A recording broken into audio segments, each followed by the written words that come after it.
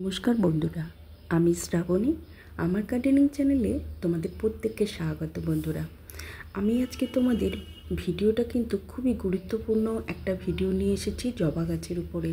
তোমরা যারা বাগানি, এই সময় বর্ষাকালে অতিরিক্ত বৃষ্টির জন্য গাছ আমাদের যেভাবে সমস্যায় পড়ে এবং কুঁড়ে ঝরে যায় এবং পাতাও হলুদ হয়ে পড়ে যায়, সেই সমস্যা থেকে তোমরা কিভাবে বেরোবে এমন এক ঘরোয়া উপায় তোমাদেরকে বলে দেবো।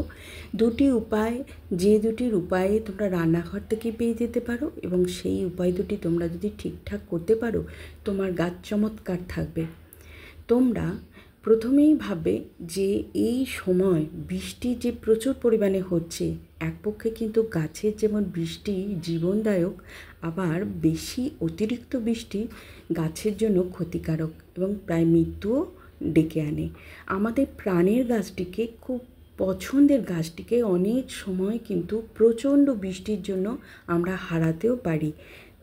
এবং এই সমস্যা থেকে তোমরা কিভাবে উদ্ধার হবে সেই কথাই আজকে তোমাদেরকে জানিয়ে দেব। বন্ধুরা, তোমরা খুব মনোযোগ সহকারে আজকের ভিডিওটা দেখতে থাকো। হয়তো একটু ভিডিওটা তোমাদের বড় হতে পারে, বা তোমরা অপছন্দও করতে পারো যে বেশি কথা বলেছি, কিন্তু প্রতিটা কথাই তোমাদের জন্য আজকে দামি। জবা গাছ তোমাদের প্রত্যেকের বাড়িতেই কিন্তু, যারা বাগানিরা তোমরা করছো, যেহেতু জবা গাছ প্রচণ্ড রোদ্দুর পছন্দ করে এবং জলও পছন্দ করে বটে, তবে সেটা অতিরিক্ত নয়। এই অতিরিক্ত জলে হাইব্রিড জবাগুলোর কিন্তু অনেক কষ্ট হয়, কারণ এত বৃষ্টি, যেটা আমরা মাপ একটা থাকা উচিত বৃষ্টির, এবং সেই বৃষ্টি অতিক্রান্ত হয়ে যায় যখন, গাছের কিন্তু খুবই সমস্যা দেখা দেয়। সেই সমস্যা থেকে তোমরা উদ্ধার পেতে পারো এমন কয়েকটি আমি আজকে তোমাদেরকে দেখিয়ে দেবো। বন্ধুরা, মাটি তো এই সময় উস্কে তোমরা দিতে পারছোই না, কারণ মাটি উস্কে দিতে গেলে শিকড়ে আঘাত লাগছে, কারণ জবা গাছের ফিডার রুটগুলো ওপরেই চলে আসছে। কারণ এই সময় ফিডার রুট অসম্ভবভাবে বেড়ে যায়, কারণ গাছের বৃদ্ধি হয় এবং ফিডার রুটগুলো বেড়ে যায়। এই ফিডার রুট বাড়ার জন্য দেখো এরকম সাদা সাদা, মানে কি এখনও শিকড়টা কিন্তু পূর্ণাঙ্গ, মানে কি যেটা পরিপক্কতা, সেটা কিন্তু আসেনি। খুব কম দিনেরই এই শিকড়গুলো বার হয়েছে, যার জন্যে এই কুঁড়িগুলো কিন্তু ঝরেও যাচ্ছে অতিরিক্ত বৃষ্টির জন্য, কারণ মাটির শিকড়ে আঘাত লাগছে। তাই তোমাদের এখন শিকড়েরই যত্ন নিতে হবে গাছের।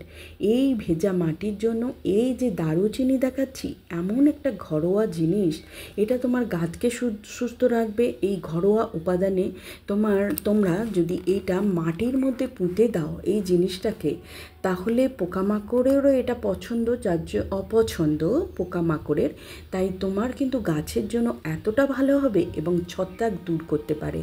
এই অ্যান্টিফাঙ্গাল যে আমাদের এই জিনিসটা দূর করে এবং প্রতিরোধ ক্ষমতা গাছের জোরদার বাড়িয়ে দেয়, এবং গাছের প্রাণ শক্তি বৃদ্ধি করে এবং গাছকে বৃদ্ধি করতে সাহায্য করে। দেখতেই পাচ্ছ যে এই কলার কিছু খোসা আমি ওপরে রেখে দিয়েছি, কারণ এখন কোনো রকমভাবে তরল খাবার দেওয়া যাবে না, সেই জন্য আমি রাখা আছে। কারণ বৃষ্টির জলে ওইগুলো এমনিতেই পচন ধরে যাবে, এবং কোনোভাবে যদি ছত্রাক না ধরে তার জন্য তোমরা দেবে তোমাদের রান্নাঘর থেকে এক টুকরো দারুচিনি। এই দারুচিনির সাথে দেবে আর একটা জিনিস, সেটা হচ্ছে কি, সর্ষে গুঁড়ো। আমাদের রান্নাঘরে কিন্তু এই দুটি জিনিস অনেকেরই আছে, প্রত্যেকেরই আছে, অনেকের কেন, এই দুটি জিনিস এটাকে একেবারে মিক্সিতে তোমরা ডাস্ট করবে শুকনোভাবে, সেখান থেকে দিয়ে দেবে তোমরা প্রতি গাছের টবে ধার ঘেঁষে ঘেঁষে 1 চামচ করে। এটা যেহেতু আইসক্রিম চামচের চামচ, তাই আমি 2 চামচ করে দিলাম। বন্ধুরা, তোমার গাছ এই সময় যে দুর্বল হয়ে যাচ্ছে, ঝিমিয়ে পড়ছে, এগুলো কোনোটাই হতে দেবে না। তোমরা মাটি ভেজা অবস্থাতেই মাটির মধ্যে দেবে, এবং এটা গুঁড়ো করেও ছড়াতে পারো। যেটা তোমরা দারুচিনি দেখালাম সেটা কিন্তু গুঁড়ো করেও ছড়াতে পারো, কারণ এটা কিন্তু একটা রুট হরমোন, যেটা তোমার গাছের শিকড়কে আরও শক্তিশালী করে দেবে, পোকামাকড় দূরে সরে যাবে, এবং যেটা ফাঙ্গাল যেটা অ্যাটাক হয় আমাদের, তার কিন্তু কোনো রকম অ্যাটাক হবে না। এই সমস্যাগুলি তোমরা সহজেই তোমরা মিটিয়ে নিতে পারো এই দুটি জিনিস থেকে। তোমার গাছের খাবারও হবে, গাছের খাবারও এটা এক প্রকার হবে কি এত ভালো খাবার তোমরা যে এটা কোনোভাবে দানা রেখো না। সর্ষের খোলটার কথা বলছি, এক প্রকার সর্ষের খোলই হয়ে যায় এটা।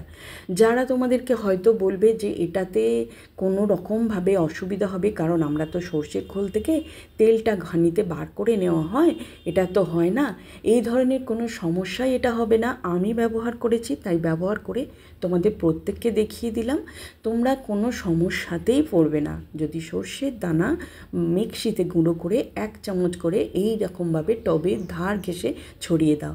আর যেটা আমি তোমাদের প্রথমেই দারুচিনির কথা বলেছি, সেটাকে যদি এইভাবে মাটির মধ্যে পুঁতে দাও, সেটাও একটা কাজ করবে। এবং গুঁড়ো ডাস্ট হিসাবে তোমরা টবের ধার ঘেঁষে ছড়িয়ে দেবে। তোমার দুর্বল গাছ খুব তাড়াতাড়ি বৃদ্ধি পাবে, তার পাতা তো ঝরবেই না। আর যে কটি সমস্যায় তুমি ভুগছিলে, তোমার গাছ কিন্তু আর কোনো রকম সমস্যাতেই থাকবে না। যে সমস্যাগুলো আমরা এই বর্ষাকালে ফেস করি গাছ নিয়ে, প্রথমেই তো বলবো ড্রেনেজ ব্যবস্থা ভালো করো। জল পড়া মাত্রই তোমাদের সরে যাবে মাটির টব থেকে, সেই রকম ড্রেনেজ ব্যবস্থা করতে হবে। আর যদি 2 টুকরো দাও এই দারুচিনি, তাতে কোনো ক্ষতিও হয় না, ভালো হয়।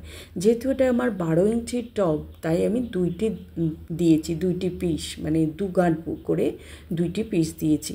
আর যদি এই নিম গাছ প্রত্যেকের ছাদে তোমরা রাখতে পারো একটু করে, এতটাই উপকারী। একে শুকনো করে ডাস্ট করে হাতে এরকম করে ম্যাশ করে নিয়েও তাকে গুঁড়ো করতে পারো, বা মিক্সিতেও গুঁড়ো করতে পারো, বা কাঁচাও রেখে দিতে পারো।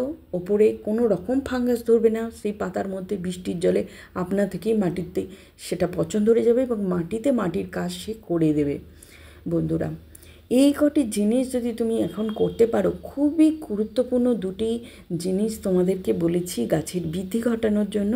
তাহলে বন্ধুরা, তোমরা দেখেই নিলে আজকের ভিডিওটা, কিন্তু তোমরা যদি সত্যিই করে থাকো, নিশ্চয়ই আমাকে কমেন্টে বলবে যে হ্যাঁ, এটা দরকারি, তোমাদের খুবই দরকারি ভিডিও ছিল এবং তোমরা খুবই উপকার পেয়েছো। বন্ধুরা, আজকে তাহলে আমি আসি। বন্ধুরা, দেখা হচ্ছে তোমাদের পরের কোনো ভিডিওয়। আর এই রকম ভালো ভিডিওর জন্য তোমাদের কিন্তু নিশ্চয়ই আমি বলবো আমাকে একটা লাইক দিয়ে আমাকে অনুপ্রাণিত করো, যাতে আমি পরের কোনো ভিডিওয় তোমাদের আরও কোনো ভালো আমি ভিডিও তোমাদের দিতে পারি, যে পরিচর্যাগুলো আমি করি। আজ তাহলে আসি বন্ধুরা, নমস্কার তাহলে।